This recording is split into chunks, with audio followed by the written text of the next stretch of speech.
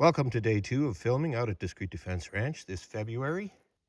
In the broad light of day this morning, it dawned on me, no pun intended, I guess, that we're not going to get any meaningful chronograph data, or we're unlikely to, because both of these rounds are leaving the muzzle of the Smith & Wesson Governor already as a series of 3 distinct pellets plus a wad cup, right? 4 pieces coming across at 4 different velocities.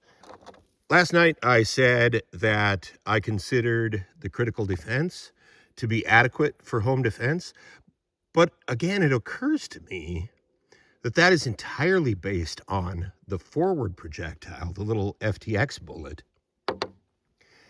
And the reason that is because you're losing a lot of penetration depth in the gel with the trailing triple-aught buck pellets. Only the 3-pellet triple-aught buck seems to develop enough velocity out of the snub-nosed barrel of the Governor to actually send all 3 pellets a meaningful depth into the gel, something potentially lethal, 10.5 to 17 inches. So what I'm going to do is, because I'm really curious to see how much spread we're getting, so I've set up a giant target, and I'm going to test these at 10 yards and at 5 yards. You could consider those pretty representative home defense distances. And I'm probably just going to use the triple-aught buck. Although, if anyone really wants to see what the critical defense is doing, let me know. I can always come back out here and shoot paper with these again. It's just that you're just looking at the little FTX bullet at the front. The 2 buckshot pellets may provide somewhat of a bonus, but if they're only going 6 or 7 inches in gel, they're obviously not. They're not giving you that shotgun advantage, right? It might hurt to get hit with a piece of triple-aught buck that's going to drive itself 6 inches into your torso, but it's probably not going to be effective as far as a one-shot stop goes. But the spread on this round is actually much more meaningful at 5 and 10 yards. All right, and I'm going to try to set up the camera. It won't risk destroying it. Now that's an 18-inch disc.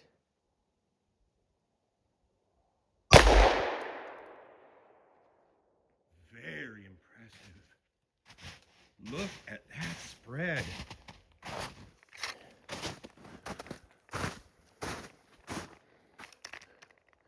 Just look at that. I held just a bit low because based on last night's results, I felt like these were coming out a little bit high.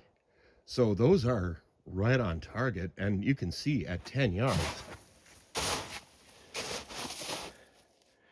you've got quite a bit of forgiveness on your target. If you are missing your target, you know, they're basically, it's like you fired 3 380 projectiles at the same time, given the diameter and the penetration depth.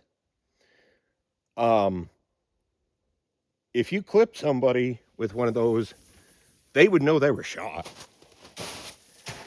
And you've got 5 more trigger pulls after that. So this is for real triple-aught buck. All right, I'm gonna line up and shoot from 10 yards again. Oh, wow. That is absolutely what you want to see. Okay, I think we can ignore this because I assume that's the wad impact right there. But you've got your 3 holes, and again, pretty nice spread there, 8 or 9 inches. Now, depending on your state, you may or may not be legal to be shooting at a home invader who's unarmed. But my recommendation to you is that if you have an unarmed home invader, you live in a state that allows you to shoot at him. This spread right here, with 2 pulls of the trigger, I think the fight's over. unless he's moving fast and you're not familiar with deflection shooting, you know, you're not tracking the intruder, you're just pointing, squeezing the trigger. But again, with this round, with this particular combination, you've got 3 chances with each pull of the trigger. Even if you miss, you probably aren't missing by that much. It's home invasion ranges. Now, we're going to set up and try from 5 yards because theoretically, if the home invader is armed with a knife or an axe or a cudgel of some sort, if he's armed with a gun, he's probably going to take cover and return fire. Actually, probably 90% of home invaders are going to bail with the first shot. But let's say this guy is completely high on something that makes him completely disregard danger.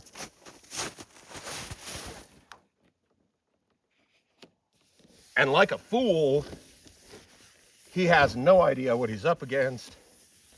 And so he's going to try to close the range in the hopes of engaging you before you take him out.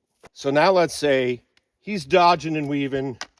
Now we're going to theorize in this scenario, that he's closed the distance, that your intruder has closed the distance to 5 yards.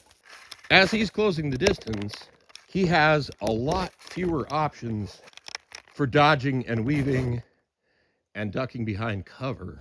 So you are going to have a lot better odds as a hypothetical inexperienced shooter. You're going to have increasing odds of connecting with each shot if you can just not get intimidated by the closing distances. All right, so here we are at 5 yards. Whew. That's still a good spread, but now if you hit center of mass, you've terminated the invasion.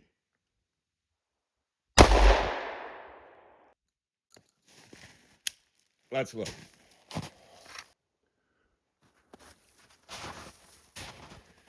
Okay, again, these are the wads. I can see one of them still back in there.